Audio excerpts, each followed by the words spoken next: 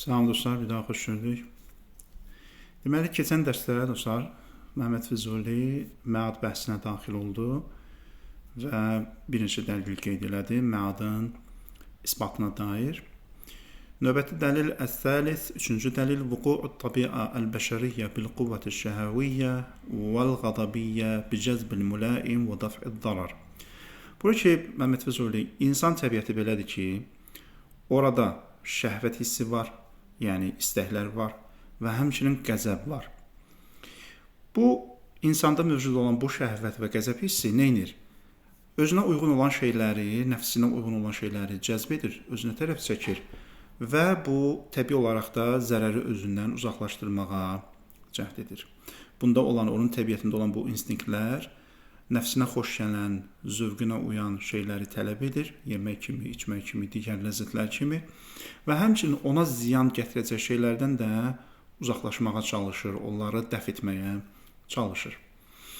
Sonra buyurur ki, لأن هاتين القوتين قد تستوليان على بعض الطباع وتؤديان إلى İndi baxın, bu qüvvələrdən, bu instinktlərdən hansı nəticəyə gəlir Məhəmməd Füzuli? Deyir, insanda müəyyən istəklər var. Yeməyə, içməyə, dediyim kimi bəzi məsələlərə bu insan təbiətində mövcuddur.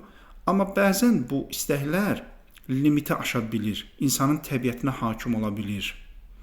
Təstəvliyəni budur. Qad təstəvliyəni alə ba'd tabai. Bəzi insanlara bu istəklər, bu ləzzətlər, maddi istəklər onun təbiətinə, onun xarakterinə hakim kəsilə bilir. Belə olan təqdirdə ki, insan ancaq o nəfsani istəklərin arzusuna düşməyə başlayır, o artıq haqsızlıq etməyə başlayır başqalarına qarşı, onlara zülm etməyə başlayır. Niyə?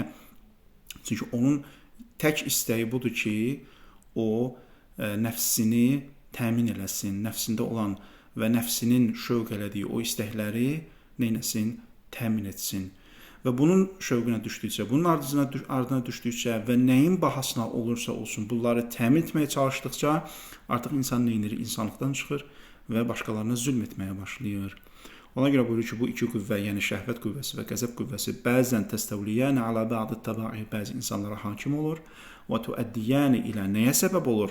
Nəhbi məzlumin, bir şəxsin, günahsız bir şəxsin malını, dövlətini istila etməyə və qatlihi zulmən və ona zülm edərək onu qətl etməyə səbəb olur. İnsan bəzən həddi o qədər aşır ki, başqasının mal dövlətini qarət edir, başqasını qətl edir, öldürür, canına qıyır. Nəyə görə? Məqsəd nədir? Məqsəd öz istəklərini təmin etməkdir. Dinin də dostlar əsas funksiyası burada ortaya çıxır. Çünki insan o qədər kompleks bir varlıqdır ki, o qədər qarmaşıq bir varlıqdır ki, o əgər balans yaratmasa və nəfsi istəklərini tənzimləyə bilməsə, bu istəkləri tənzimləyə bilməsə, o zaman insan çox təhlükəli bir varlığa çevrilir. Bu təhlükənin qarşısını almaq üçün din insana müəyyən göstərişlər verir. Bəzən təşviq edir, bəzən qorxudur. Keçən dəfə ki, danışdıq qorxu psixologiyası.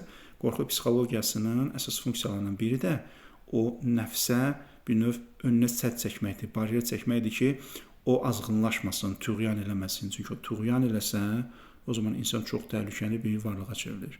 Və yer üzündə bu qədər müharibələrin, bu qədər fəsadların, hadisələrin, bədbəxt hadisələrin baş verməsinin əsas səbəbi də nədir? İnsanın bu istəyidir. Nəfsi istəklərdir ki, daha çox torpaq tutmaq istəyir, daha çox mala dövlətə sahib olmaq istəyir. Nəticədə o gözünü qırpmadan digərlərini öldürə bilir, onlara zülm edə bilir. İnsan bu cür təhlükəli bir varlıqdır.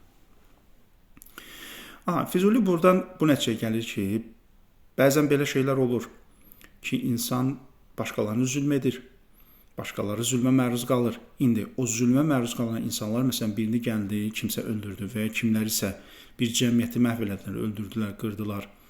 O insanlar ədalətə harda tapacaqlar? Axı, o insanlar zülmə məruz qalıblar.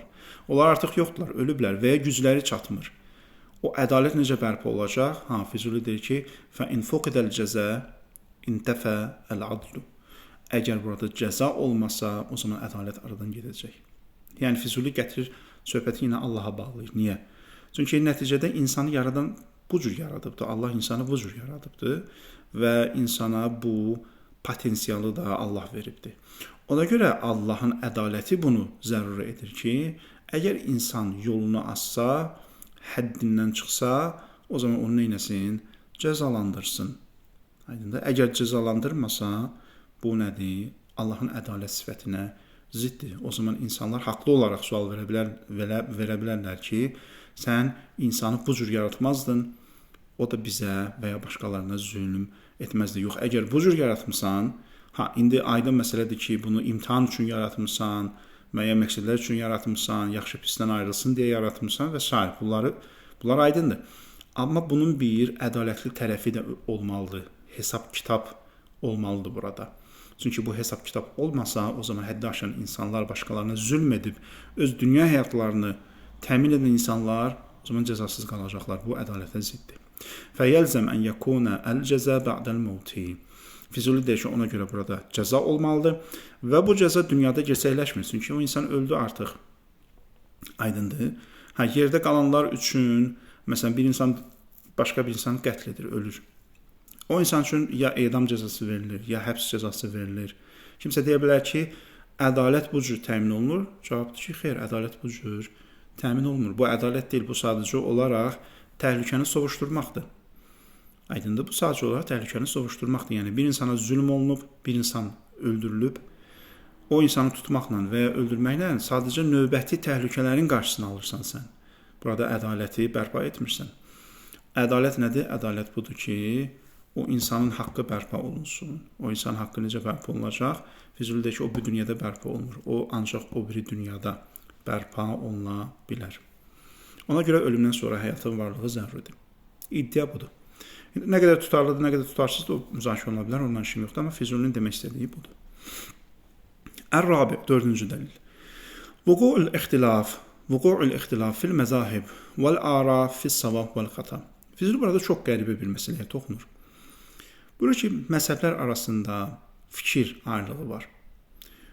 Doğrunun və yanlışın nə olması barədə. Buyurur ki, ləənnəl mu'təqadat müxtəlifətun. İnançlar fərqlidir, etiqadlar fərqlidir. Və mə fi nəfsil əmri yəxfə ən nəzəril aqli fid-dünya. Baxın, burada Füzuli çox maraqlı bir iddia edir.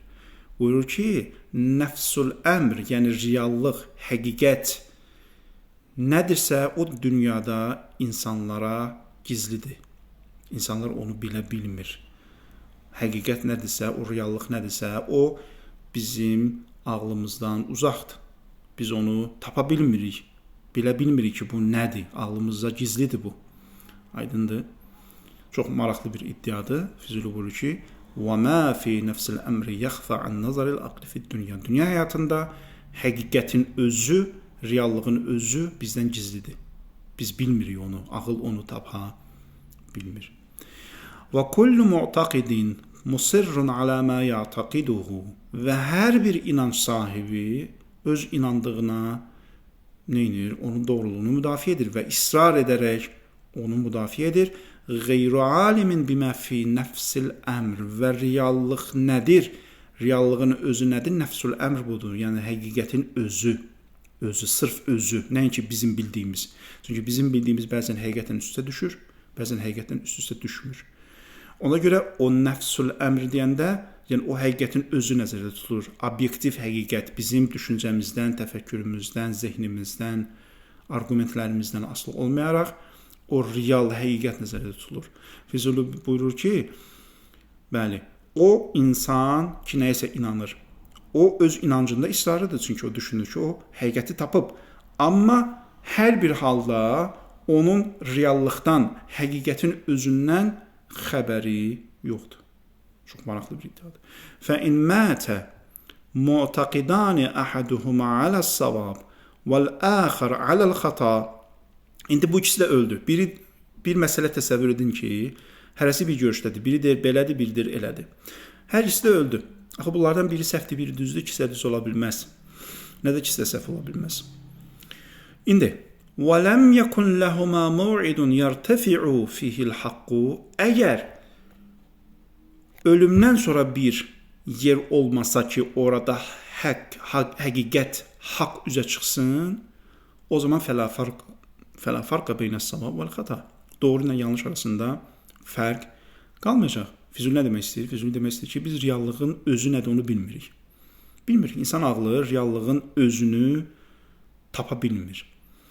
Və insanların bəziləri eyni məsələdə belə düşünür, bəziləri elə düşünür.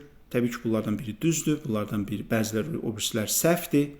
İndi bu dünyada biz onu üzə çıxara bilmirik. Füzulinin iddiası budur. Bu dünyada biz həqiqəti üzərə çıxara bilmirik. Çünki o nəfsül əmr dediyimiz o reallığın özünü biz bilə bilmirik ki, isbatlayaq ki, səninki düzdür, o birisinki səhvdir. Füzuli deyir, bunu biz isbatlaya bilmirik dünyada. O zaman yeganə yer haradır? Ölümdən sonraki həyatdır. Ki o ölümdən sonraki həyatda gərək orada həqiqət üzə çıxsın ki, bu dünyada kimin düz, kimin səhv olduğu bilinsin. Əgər o biri dünya olmasa, o zaman kimin düz, kimin səhv olduğu bilinməyəcək. Çox maraqlı bir iddiadır. Füzuli burada bir növ epistemoloji bir məsələyə toxunur. Skeptisist yanaşır bir növ bilik məsələsinə ki, insan həqiqətin özünü bilə bilməz. Ona görə düz düşünənlər də, səhv düşünənlər də bu bizim üçün məlum deyil. Kim düz düşünür, kim səhv düşünür, bunu biz bilə bilmərik. İnsanlar güman edə bilərlər ki, kimsə düz düşünür və ya başqası səhv düşünür. Bu gümandır. Amma reallıq nədir? Bunu biz bilə bilmərik. Reallıq ancaq qiyamətdə ortaya çıxacaq. Ona görə buyurur ki, fəqtada əl-adlu ən yəkuna lil-imtiyazi mav'idun bi-mubahati s-saib və ilzamil muqti.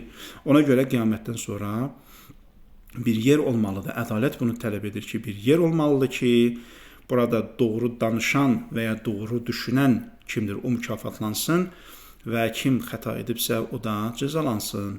Aydındır, Füzuli axirətin varlığını bu prinsipdən isbatlamağa çalışır ki, bu dünyada insanlar həqiqəti tapa bilmirlər. Kimin həqiqəti tapdığı, kimin həqiqətdən uzaq düşdüyü ancaq qiyamətdə bilinəcək və orada məlum olacaq ki, kim düz danışır, ona mükafat verilsin, kim yalan danışırmış, o cəzalansın. Baxın, bu çox maraqlı bir iddiadır. Amma fikrimcə Füzulinin bu yanaşması o iddia elədiyi ilahi ədalətlə tam uymur. Nəyə görə? Çünki əgər biz dünyada həqiqəti tapa bilmiriksə və həqiqəti tapmaq qeyri-mümkündürsə, o zaman həm düz düşünən, həm yanlış düşünən, bunlar hər ikisi də, yəni düz düşünəni bildik, o mükafat alacaq. Amma yanlış düşünənlər nə olmalı? Üzürlü olmalı.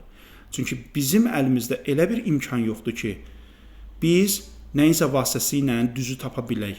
Çünki o düz düşünənin özü də həqiqətin özünü görə bilmir. O indi müəyyən arqumentlərlə düzü tapıb, amma o həqiqətin özünü görərək tapmayıbdır. İndi bəxti gətirib məsələn. İstifadə etdiyi arqumentlər daha dəqiqdir. Amma bu yanlış düşünən, axı bu da həqiqətin özünü görmür, görə bilmir. Nə də kimsə ona həqiqətin özünü göstərə bilmir və o da düşünür ki, mənim arqumentim düzdür. Çünki qarşı tərəf gəlib desə ki, sənin arqumentin səhvdir, həqiqət budur. Ona necə göstərsin həqiqəti? Füzulinin iddiasına görə o həqiqəti göstərmək mümkün deyil. Əgər məsələ belədirsə, o zaman bu yanlış düşünən də nə olmalı? Üzürlü olmalı.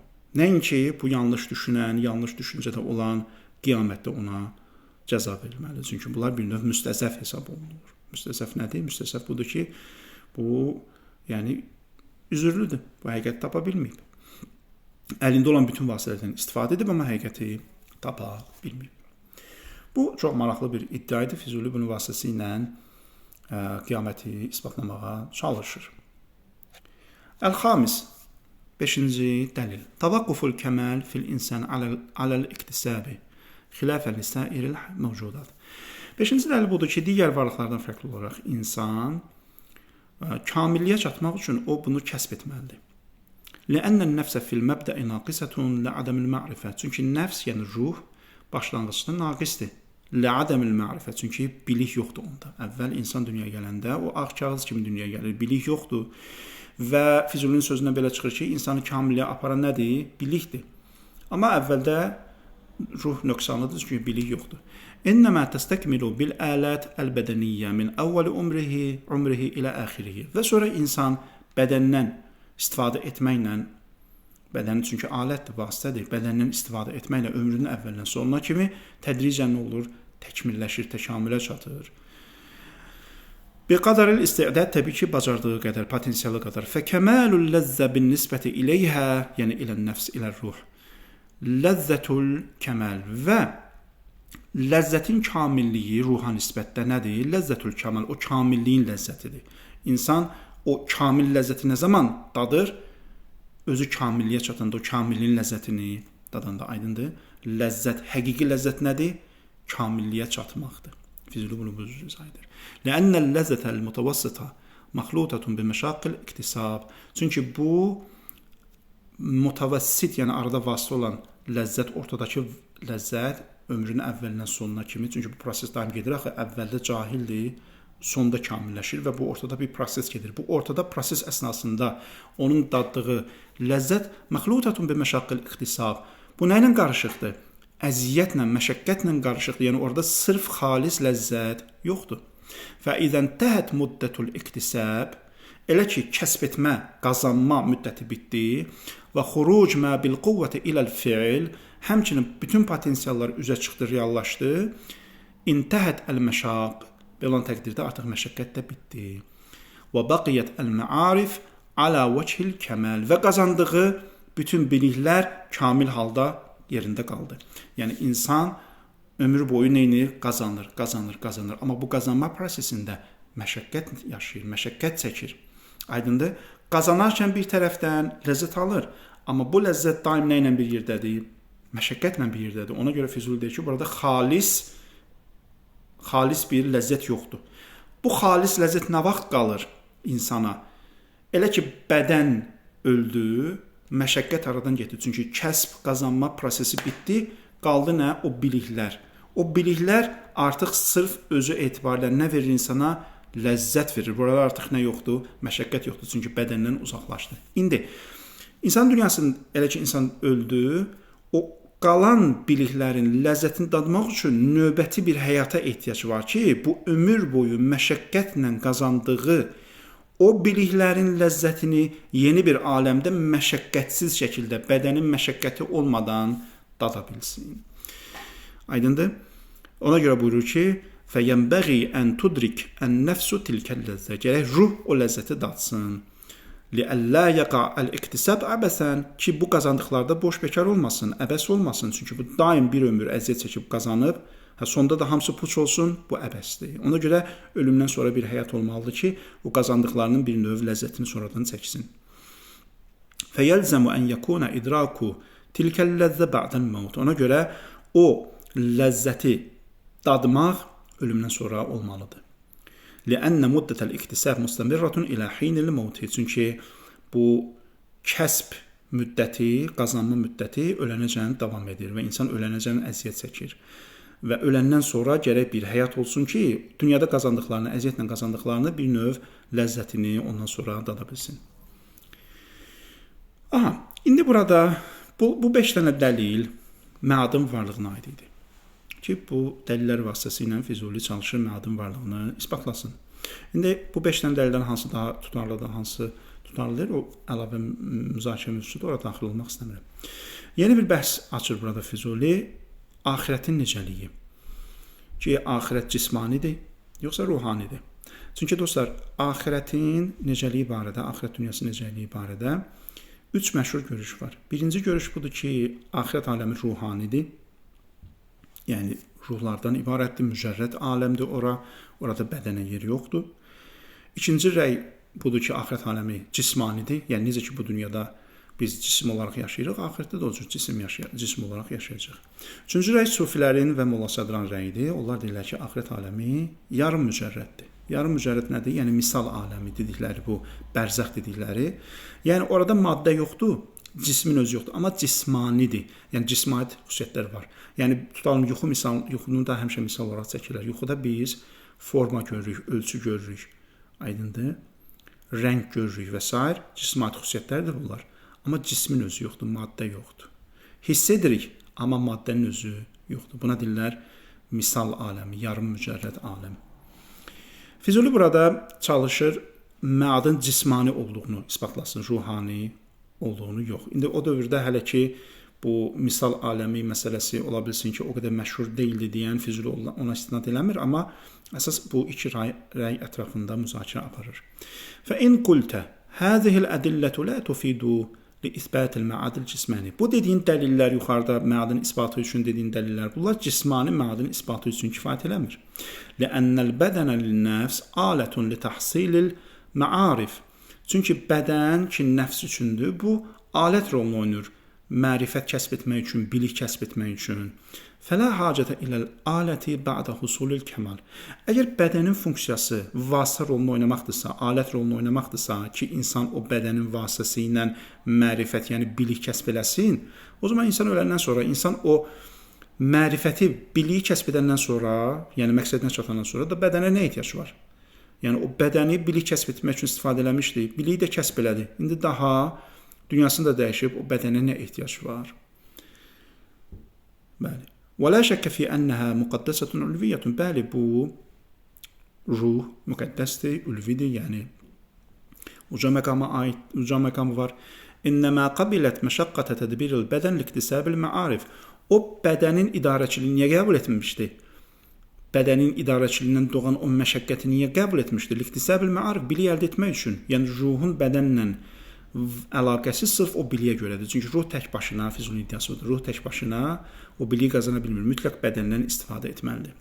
فإذا اكتسبت الكمال لما لا يجوز أن تترك مضيق البدن veya مضيق البدن وتنجو من كثافته وتعود إلى المبدأ مجردة وتدوم باللذة الأبدية. Buyurur ki, elə ki ruh kamilliyə qovuşdu. Limə la yəcuz, nəyə görə mümkün olmasın ki, bu ruh o bədəni hansı ki onu məhdudlaşdırır, bu bədəni tərk eləsin və təncu min kəsafətihi, bu bədənin kəsafətindən qurtulsun və təudu iləl məbdə və öz əslinə qayıtsın mücərrədətən, yenə mücərrəd halda, abstrakt formada və tədumu bil ləzzətil əbədiyyə və axirətdə, o bir dünyada o əbədi ləzzəti onda neynəsin? Davam eləsin. Aydındır? Yəni, Füzuli nə demək istəyir? Füzuli demək istəyir ki, əgər bədən sadəcə bir vasitə rolunu oynayırdısa, o zaman bu vasitə öz funksiyasını yerinə yetirdi və salam. O bir dünyada bu vasitəyə nə ehtiyac var? Elə ruh necə idisə o cürdə, yəni mücərrəd şəkildə varlığını davam elətdirsin. Bəl qilə, hətta deyilib ki, innən nəfsə bə'də təalluqiha bil bədən إن ارتكب مشقة الاكتساب واستكمل مع قطع النظر عن اللذة الشهوية الفانية. Bəziləri də belə deyiblər ki, əgər nəfs bə'də təalluqiha bil bədən, elə ki bədənə bağlı oldu, bədənlə əlaqə qurdu, yəni bədənə daxil oldu, indi daxil olmağa məcazi mənada deyirəm, bədənlə birləşdi. İn irtəkəbə məşəqqətəl iktisab, elə ki bu elm kəsb etməyin məşəqqətinə mürtəkib oldu, ona belə deyim, ona təhəmmül elədi.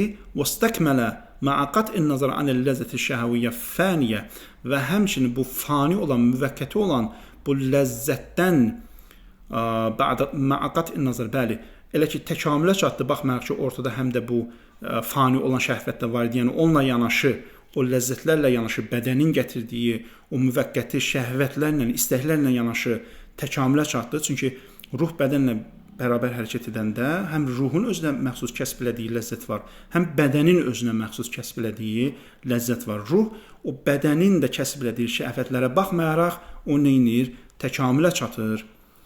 فَإِذَا قَطَعَ التَّعَلُّقْ عَنْهُ, elə ki ruh bədəndən qopdu, وَاسْتَلَذَّ بِالْاِسْتِغْنَى عَنِ الْآلَاتِ və vasitələrdən uzaq olmağın, müstəqil olmağın ləzzətini daddı. وَاخْتَلَتَ مَعَ الرُّحَانِيِّينَ və ruhani aləmlə, mücərrəd aləmlə qarışdı. فَهُوَ نَعِيمُهَا, ruhun cənnəti budur. Ruh elə ki bədəndən uzaqlaşdı, mücərrəd aləmə qovuşdu özü kimi və mücərrəd aləmdəkilərlə bir-birindən həşr nəşr oldu. Onun ləzzətini dadandan sonra, müstəqilliyin, bədəndən müstəqil olmağın ləzzətini dadandan sonra o artıq görəcək ki, həqiqi cənnət budur, ruhun cənnəti budur. Yəni bu rəy nəyi deyir? Bu rəy onu deyir ki, qiyamətdə bədənə ehtiyac yoxdur. Ruh özü kifayətdir ki, tək başına cənnətini yaşasın. وَإِنْ اشْتَغَلَ بِاللَّذَّاتِ الْفَانِيَةِ غَافِلًا عَنِ الْاِكْتِسَابِ فَخَرَجَ عَنِ الْعَالَمِ كَمَا كَانَ بَلْ زَادَ أَلَمُ الْمَيْلِ. İndi deyir ki, əgər وَإِنْ اشْتَغَلَ بِاللَّذَّةِ الْفَانِيَةِ, əgər fani olan ləzzətlərə başı qarşısa, غَافِلًا عَنِ الْاِكْتِسَابِ, kəsb etmək, bilik kəsb etməkdən qəflətə düşsə, فَخَرَجَ عَنِ الْعَالَمِ və dünyadan köçəndən sonra kəma kən olduğu kimi Yəni ruhun başı qaçdı hara? Bədənə, bədənin o şəhvətinə, istəklərinə və bilik əldə etmək yaddan çıxdı.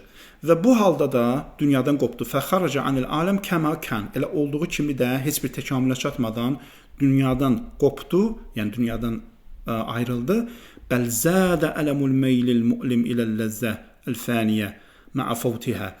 Və bunda əksinə nə yarandı? Ləzzətə meyl yarandı. Ləzzətə daha çox meyl yarandı, hansı ki o əziyyət verir buna. Ləzzətə daha çox, o fani ləzzətə daha çox meyl yarandı. Ma'a fawtiha. Bir halda ki artıq o dünyavi ləzzət nədir? Əlindən çıxdı. Füzuli burada nə demək istəyir? Demək istəyir ki, ruh iki cür yol gedə bilər. Bir budur ki, özünə uyğun təkamülə məruz qalır, kamilləşir, dünyasını dəyişir, mücərrəd aləmə qovuşur, o onun cənnətidir.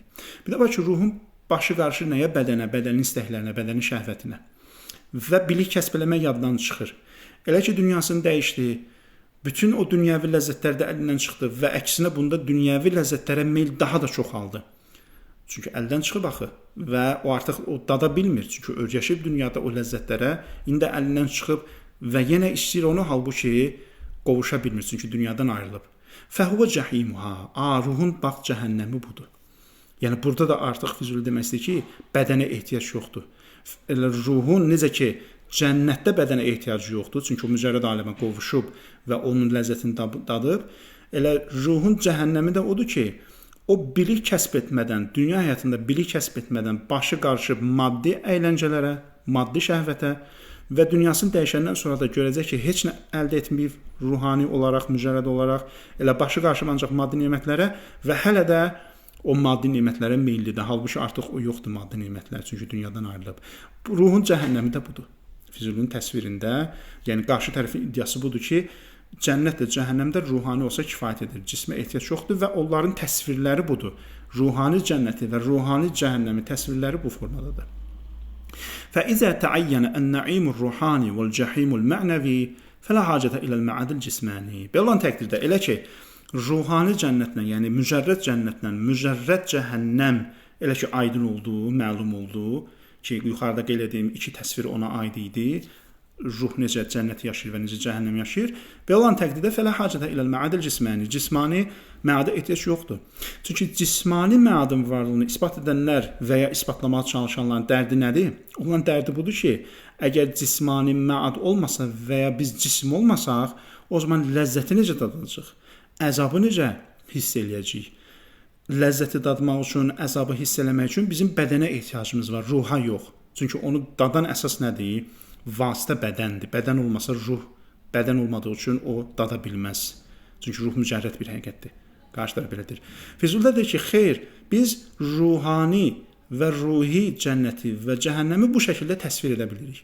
Əgər bu şəkildə təsvir ediriksə və belə bir şey mümkündürsə özlüyündə ruhi, cəhənnəm və cənnət, o zaman artıq bədənə ehtiyac qalmır. Bu qarşı tərəfin iddiası idi. Füzulidə deyir ki, həzə məmnuun bi vucuh. Bu bir neçə dəlilə görə qəbul oluna bilməz. İndi o əks dəlillər nədir? Füzuli hansı əks dəlilləri qeyd edir? Onu inşallah növbəti dərsdə qeyd edərəm. Bu günlük bu qədər. Görüşənədək.